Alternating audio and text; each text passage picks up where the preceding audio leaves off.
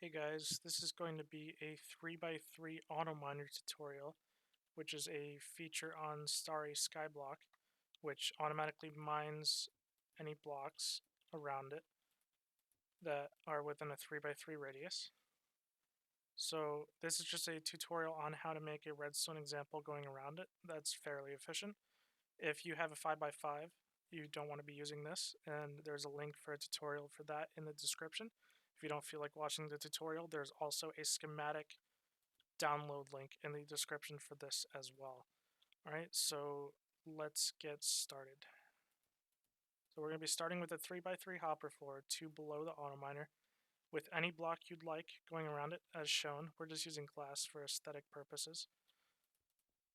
And once we have the 3 on each corner, we're going to be going down 1 and out 1 as shown to catch water on all 4 sides.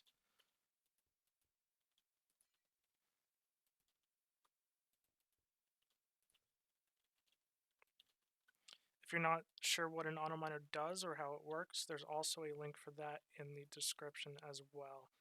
Next up, we're going to be building up 2 and then breaking the one in between on all 4 sides, and then going back 1 and up 1 as shown.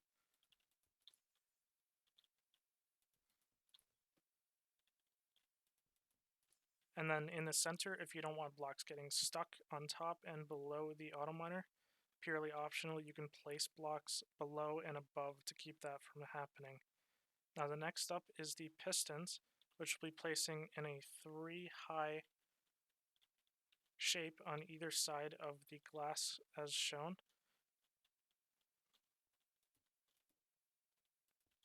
And that'll be on all 4 sides as well. Oops, we don't want it back there.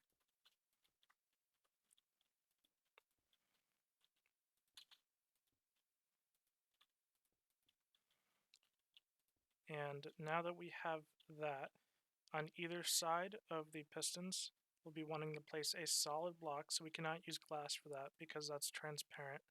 The reason it needs to be solid is because we'll be putting a redstone current through it, which we'll be adding shortly. And now that we have that, just in case anything ever malfunctions with the AutoMiner itself where it stops working, we don't want the pistons pushing each other back and breaking the entire contraption. So we will be adding a block that a piston cannot push. I prefer using furnaces because they're easily obtainable in-game. You could always use things like obby or dispensers or droppers instead. We'll be adding those on all 4 sides behind every piston as shown. And now that we have basically the entire interior of the AutoMiner done, we can add the water and lava. The water will be going on all 4 sides in these little pockets, and it should cleanly collect inside of the little pocket we made down below. The lava will be needing to go in the corners, and we'll be wanting to place sources on all 3 levels, so it'll gen the most efficiently in front of the pistons. And we'll be doing that on all 4 sides. Now that we have that done, we can actually come to the outside and start working on the redstone. So in front of the left stone brick, we'll be building 3 back with upper half slabs. You don't have to be using slabs, we're just using it for the example. And then we'll be placing a solid block on the second and breaking the slab under it. And then adding a slab on the upper half as shown there.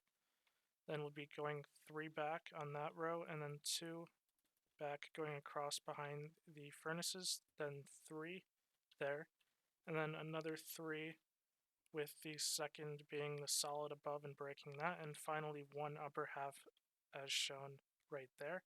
And now the repeaters, will be placing 1 facing into the further block here on full ticks, and then another one up here powering this piston on full ticks, 1 here on single, and lastly another one here on single. And we'll be repeating that as a mirror image on this side, a single going in there, then a single feeding in that way, a full going that way, and a full under here. Now we can put the redstone in now.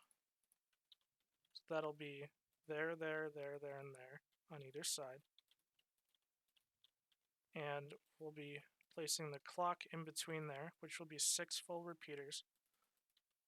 And this is what we found was the best time to make sure all of the cobble on the inside would gen each time in 6 full repeater ticks.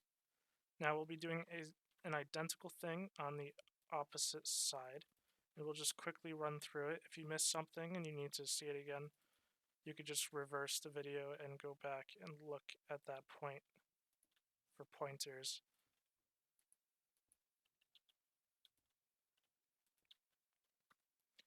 And then the repeaters.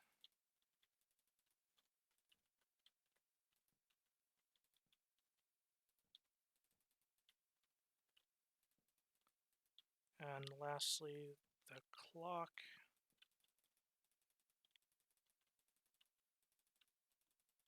And hooking it up with redstone.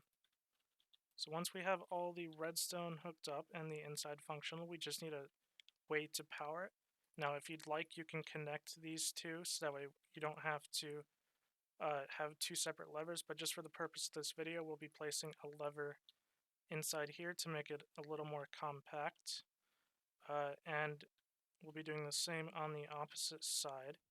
Now we'll want to give this clock a very quick flick of the lever so it's a very short current, which will mean less time that the pistons are extended and more time for the lava and water to create cobblestone or ore blocks in between the rotation.